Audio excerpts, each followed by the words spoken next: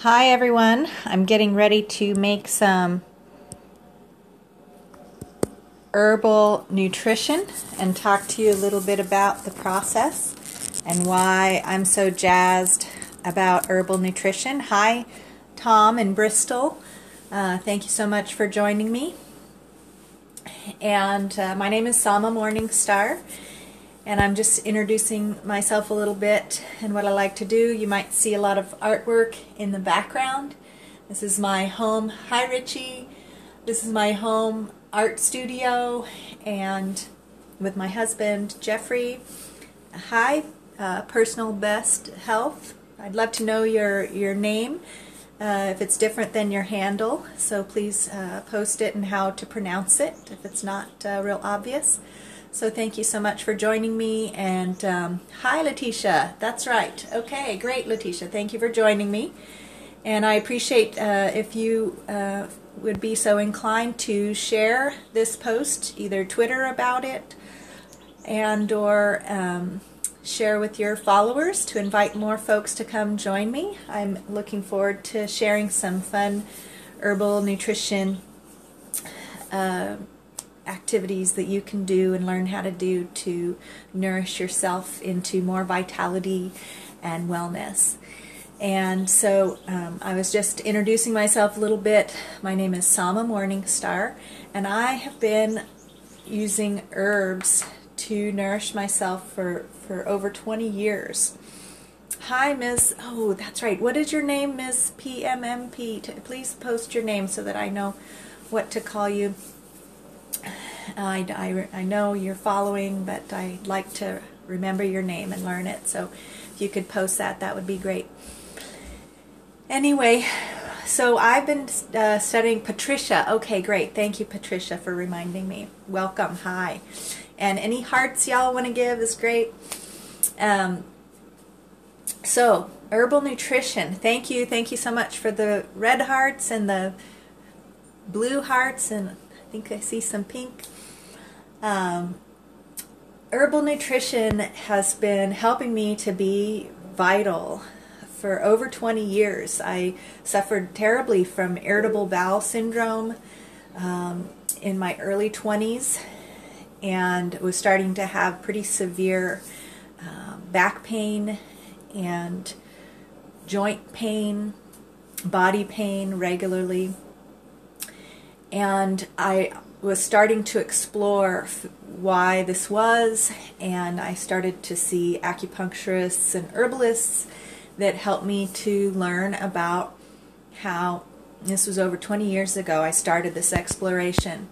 Hi Michelle, welcome. Yay Michelle, welcome so much. And I'm inviting people to please share about this this broadcast with your followers and on Twitter. I'd love to have more people invited to join. I'm about to introduce myself more and share more about how I use herbal nutrition, and have been doing so for over 20 years to enhance my vitality and just really have vibrant health, and how you can too. And I'm about to share with you. I'm here in my kitchen. You can see mine and my husband's artwork in the background. We do a lot of art and creativity also to enhance. I'll be doing more broadcasts about that. Oh good, Patricia, I'm so glad that you love to do that. I do too. So early on in my exploration, the first thing that I discovered was causing, I was talking about my irritable bowel issues. I was studying to be a massage therapist, and being alone in a room with a client and having a bowel explosion, I needed to deal with this if I was going to be successful in my field, as you can imagine. And so what I started to do was explore and pay attention to what caused my bowels to really become inflamed. And what I noticed, the first thing,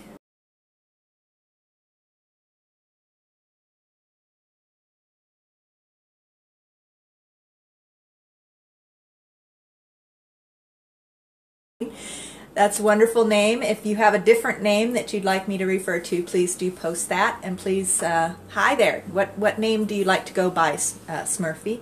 Shante. Shante. Thank you for letting me know. I hope I said that correctly. Welcome. I'm just about to share more about Shante. Is that correct? Shante. All right. So great, Shante, thank you, welcome. And I'm asking if people would be so kind as to share about this broadcast on Twitter for me and possibly with your Periscope followers. I'd really appreciate that. Do I eat raw living foods, Patricia? I did go through a period of time. Hello, John Boy, welcome. And if that's what you want us to call you, John Boy, great. If there's another name that you would like to be called, please share that here so I can refer to you correctly. So Patricia, raw living foods. I eat quite a bit of raw living foods. I went through a period of about 10 years where I was primarily fruitarian, which I ate a lot of fruit most of the day, and then I would eat one cooked vegan meal, low-fat vegan meal. And I, for a period, was having even no salt there. For about 10 years, that was my diet. And I did closed end periods of time, 2 weeks. I think the maximum I did was about a month of 100% raw foods. And I really wanted to pursue that. But that was, thank you for sharing. Thank you for sharing on Twitter. So, backing up from the raw foods, I didn't start there. Yes, Patricia, it was very awesome to do those things. I didn't start there. The first thing I let go of was sugar. I'll tell a little story about that. A good friend of mine noticed that I was having one of these notorious bowel explosions, and she was saying, "Oh man, maybe it was that Snickers bar you just ate." And I was like, "Oh, no, that was not the Snickers bar. It was not the Snickers bar. No, I don't know what it is, but it's not the Snickers bar." Yeah, blue hearts, yeah, I know, it's pretty funny. And any more hearts? I love receiving your hearts and your appreciation. Thank you so much if you feel inclined to share with me that you're listening and hearing what I'm saying that way. And so it sunk in. Thank you so much for the hearts. It sunk in that maybe it was the Snickers bar. I didn't want to admit it, but then over the course of, it took me 2 years actually to let it sink in and to break my addiction from refined cane sugar. 2 whole years. That was back in my early 20s. And I kept going back and forth between trying some, noticing the reaction in my belly, and cutting it out. And then saying, maybe I can eat some now, I'm feeling better, and then cutting it out. And then eating some, feeling awful, and then cutting it out. And for 2 years I did this, and I experimented with sweeteners that did work for me, honey, maple syrup, grain sweetened. I really loved chocolate. And this sounds like you now. Sounds familiar, huh? And so I really love chocolate, so I found grain sweetened chocolate. They take barley and other grains and sprout them, which heightens the sugar content in them, and then they dry them, they roast them, which also heightens the sugar content. Then they grind that up and they add that to the chocolate so that you can have chocolate without sugar in it. So I went through that for a while. You're transitioning from vegan to raw with training from Living Foods Institute in Atlanta, Georgia. Good for you. Good for you. You got some really high quality training there. So anyway, I let go of sugar, and I worked with a acupuncturist. Catch you another time. Okay, Patricia. I think that was right. Patricia with that name. Okay, great. See you later. Anyway, so my acupuncturist helped me figure out what other things were irritating my bowel. I had to go off all hot, spicy things for a while. Oh, Patricia's still here, so it was someone else who was leaving. Trying to keep the names straight. Thanks. Okay, great. So I went off all hot, spicy foods. So no chili, no black pepper, No cinnamon even was too spicy for my bowels. I did that for a while. And then I really got into cleansing, intestinal cleansing. And I did the Arise and Shine cleanse for a period of time. And that's when I really started to, oh good, I'm glad you're not going. I'm glad you're staying. Thank you. So I really got into cleansing, and that's when I got introduced to raw foods. Because in this was a really intense cleanse that used herbs to nourish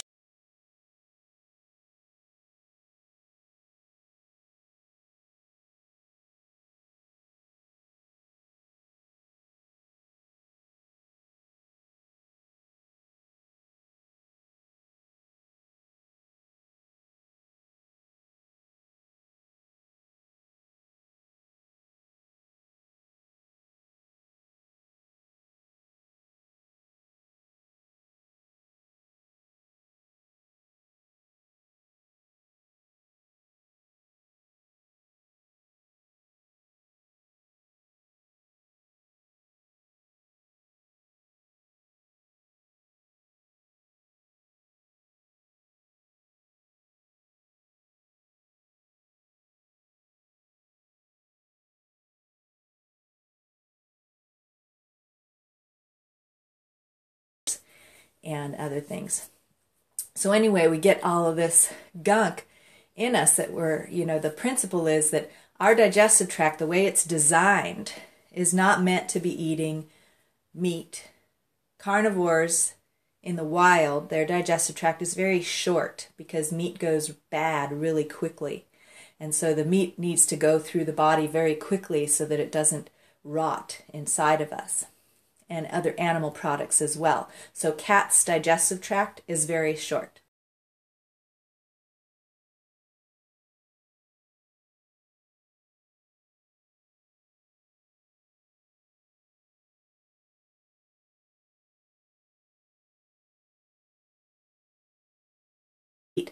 Leaves from trees and fruits and a few insects.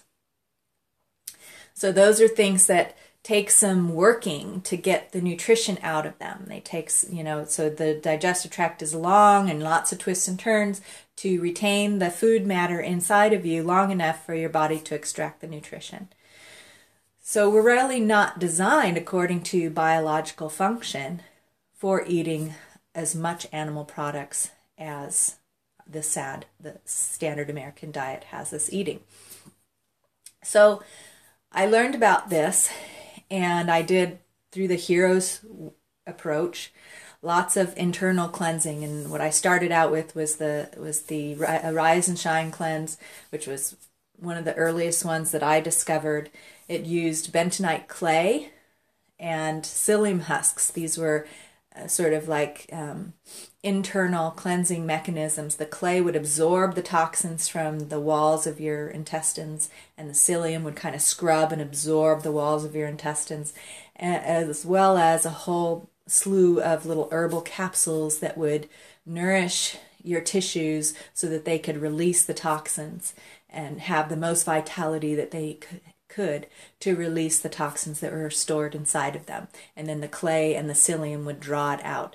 So this was a very powerful cleanse, and we were encouraged on the cleanse to drink juices and eat raw foods. Now I found this very challenging to follow the cleanses. Thank you so much for the hearts, and thank you for joining me and staying with me.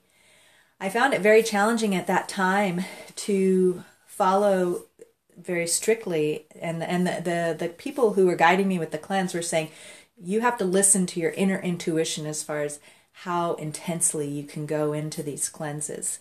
You can't, if it has to feel totally right for you. And I did them in a mild way over long periods of time, and I realized that what I really wanted to do was not so much be popping these herbal pills all the time and drinking these nasty shakes. What I wanted to do was adopt a daily diet that was cleansing and nourishing at the same time. Now, throughout this whole time, I was also exploring other ways to enhance my food, my nourishment, and what kind of nourishment I got. So that's when I started getting into raw foods and I moved to a community where there was a prevalence of people eating raw foods, and learned from them. And then I moved to another community. How much bentonite clay did you use, and what types of herbs? Thank you. Well, I haven't done those cleanses for a long time, so I don't have the exact amounts, but you can look up the Arise and Shine cleansing program online if they're still offering it. You might be able to find information there about that. I am actually moving towards talking about a different approach to herbal nutrition than the Cleansing Heroes approach, because after so many years of that kind of cleansing, and then the raw diet and the fruitarian diet and the vegan diet is a very cleansing diet. Your body is always releasing toxins, and I did that for 10 years. Arise and Shine, that's correct. There are other cleanses that might actually be a little gentler. The Arise and Shine cleanse is very intense, and that's why I only did the gentlest version of it. There are other cleanses that use the bentonite clay and the psyllium husks for cleansing. So, if you look at that or look up those two ingredients for cleansing, you might find a whole slew of information about that. But since then, like I'm saying, I moved into veganism and raw foodism as an ongoing cleansing lifestyle. And after 10 years of that, what happened for me, and plus lots of yoga, and the thing is, I discovered that my irritable bowel and all of those health issues had more to do with, well, as much to do with my emotional state. And so I worked a lot of that stuff out over the course of those 10 years too. I moved to a yoga ashram where I had lots of support for those dietary choices in my lifestyle, as well as lots of emotional support. Oh, I welcome your questions, Patricia. I totally am enjoying this interactive thing. It's like having you here with me in my kitchen. It's wonderful. Anyway, so I joined this ashram, and after 10 years, I got to the point where you can only scrub something out for so long before you start to wear thin the material it's made of. And that's true for the body. And you can only stretch out the body so much before the connective tissues start to wear out, especially if you're not nourishing them. And in Chinese medicine, the foods that nourish our kidneys, which and our blood, which nourishes our connective tissues and our joints, are rich animal products. And I have since realized that part of the reason that I was having those digestive issues is because it was hard. It was actually the emotional issues that I was having, the overload of toxins in that system. It wasn't necessarily the animal products, except that yes, the animal products that are mostly available are not very high quality and have a lot of energetic as well as physical toxins in them. But occasional super clean, high quality animal products aren't a bad thing. And since I got kind of depleted after 10 years of veganism and fruitarianism, I've had to, with the help of some practitioners, some health practitioners, sort of re-nourish my joints with high-quality eggs, for example, from happy chickens and ducks from a neighbor's yard, from a neighbor's farm, and high-quality organic goat cheeses and things like that, just occasional, just to sort of simulate the ape's diet of having bugs every once in a while when the insects have high-quality proteins in them. I've even considered growing some crickets and eating those. So anyway, for the herbal nutrition now, really crickets, yeah, they're considered a delicacy in Mexico. You can get fried crickets. Yes, crickets. Can you believe it? They're easy to farm. They hatch a bunch of eggs. You put some plants in there. You just feed them your scraps. I haven't done it yet. I'm in the consideration process. But they're it's really a lot of people who are concerned about world hunger and how we're going to feed all these people, and the toll that the animal industry, yeah, you can feed them food scraps, the plant matter, food scraps from your kitchen. Lettuce, you know, the ends of the lettuce, the ends of the carrots, they eat it up. They eat pretty much everything. And that's what they do in the garden. They clean up the garden for you when they're outside. They eat up you know, some people think of them as a pest in the garden because they eat the plants that you want to grow. So this is a thing in the world hunger addressing. People talk about, entomologists, bug scientists are really about how insects are the next food source, you know, when we're really getting down to it with getting away from this high-cost animal industry and into something that's more sustainable and healthier. Even the quality of protein in crickets is very high. And there's actually some products on the market now. There's some power bars and stuff that are made with crickets. Anyway, we get a little sidetracked here with this whole thing. I just wanted to give a little overview of my nutritional and health journey, just so you know where I'm coming from and where I'm at.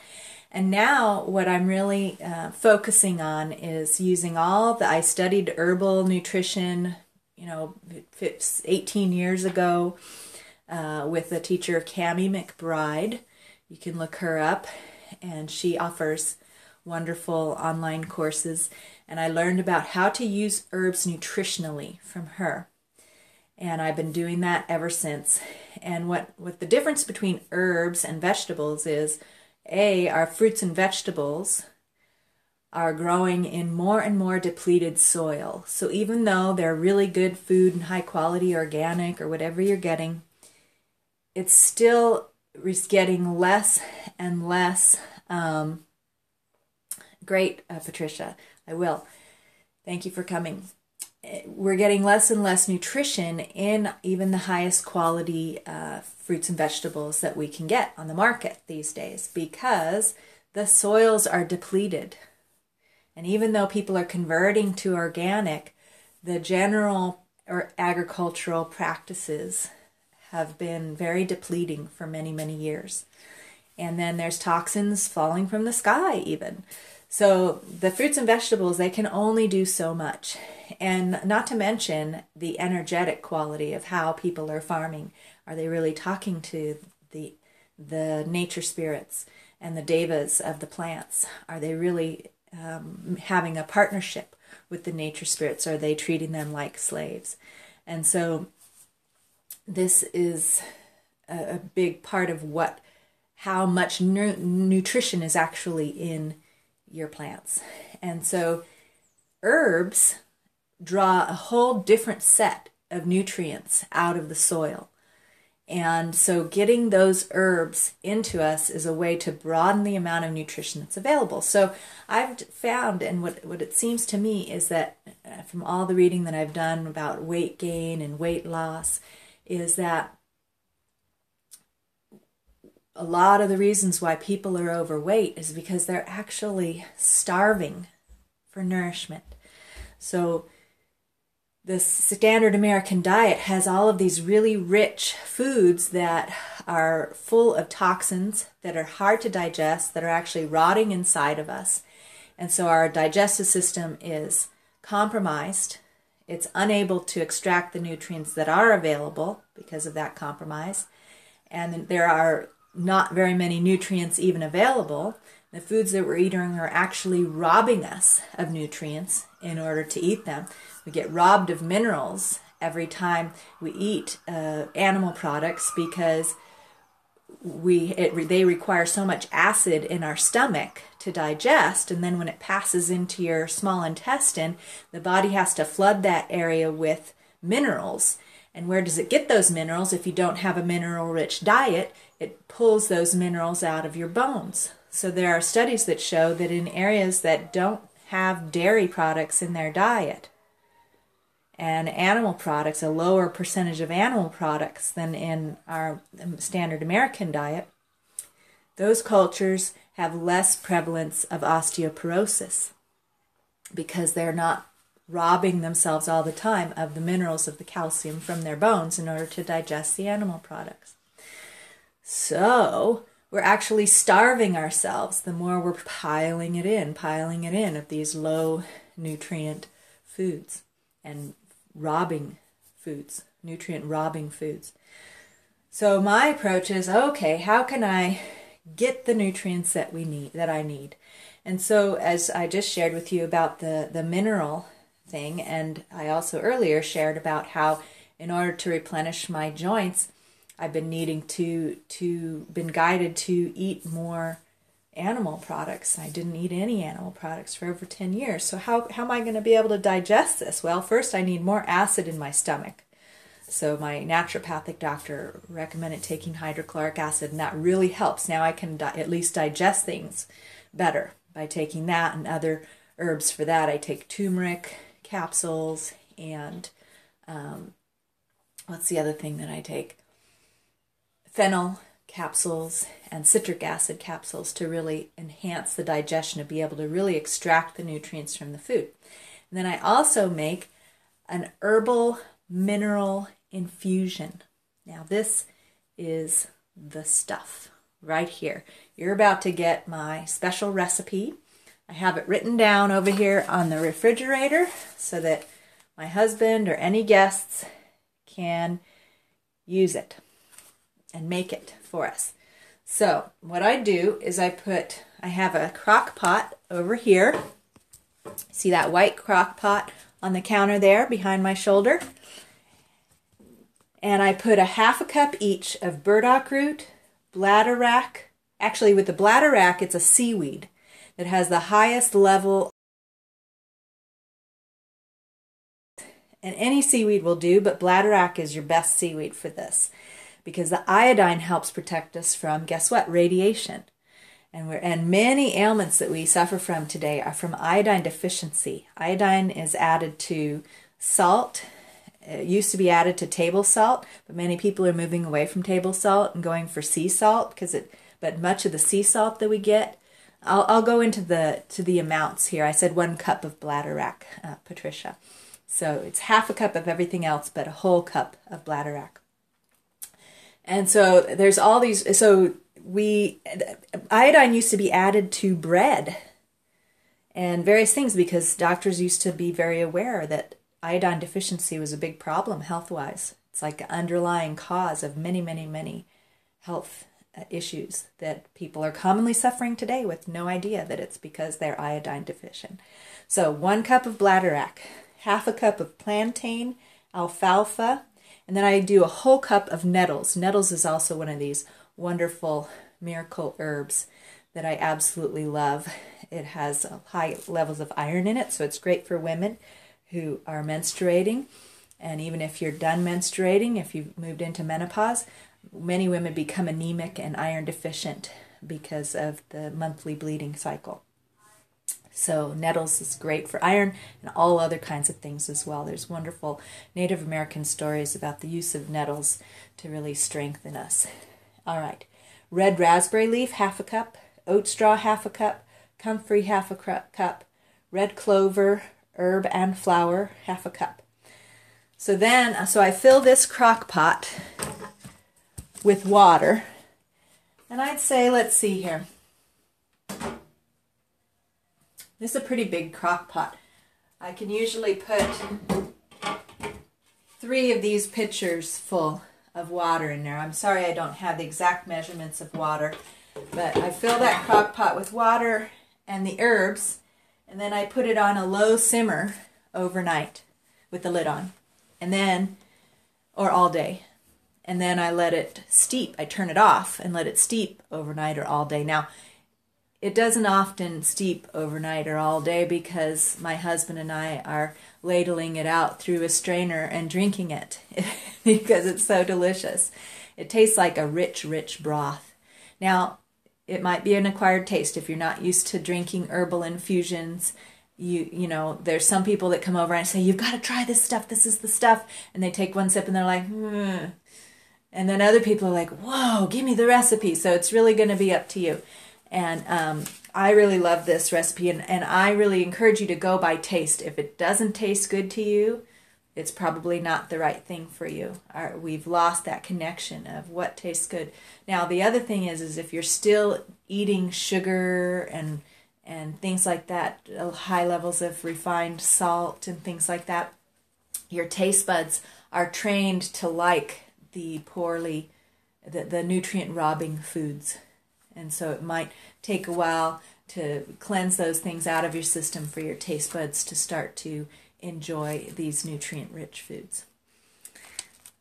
Here you are, burdock bladder rack, W-R-A-C-K, bladder rack, plantain, alfalfa, nettles, red raspberry leaf, oat straw, comfrey, and red clover.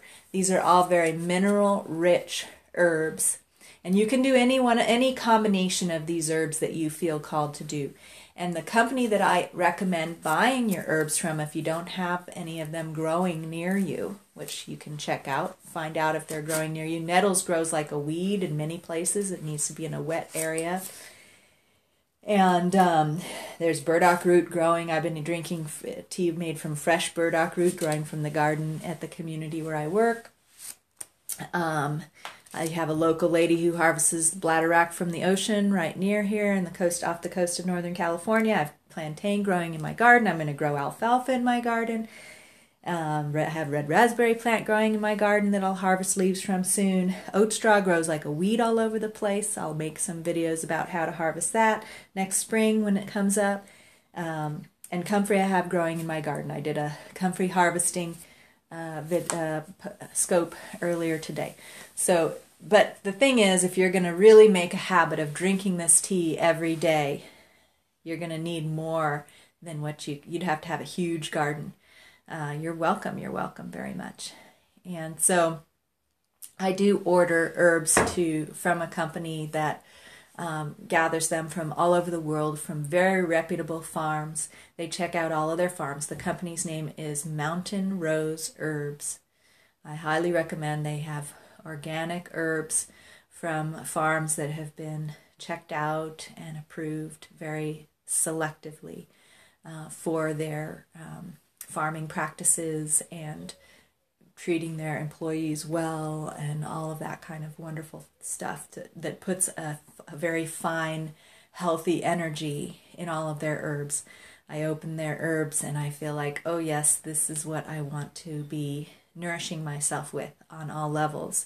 Other companies, yeah, it's good herb, but it doesn't feel like, I don't just feel this burst of love from some of the other companies that I do from Mountain Rose Herbs. So I highly recommend Mountain Rose Herbs. So I think I'm going to wrap up this little chat about herbal nutrition. You've never heard of oat straw? Well, it's a grass that grows like a weed all over the place, and oats grow as a grass.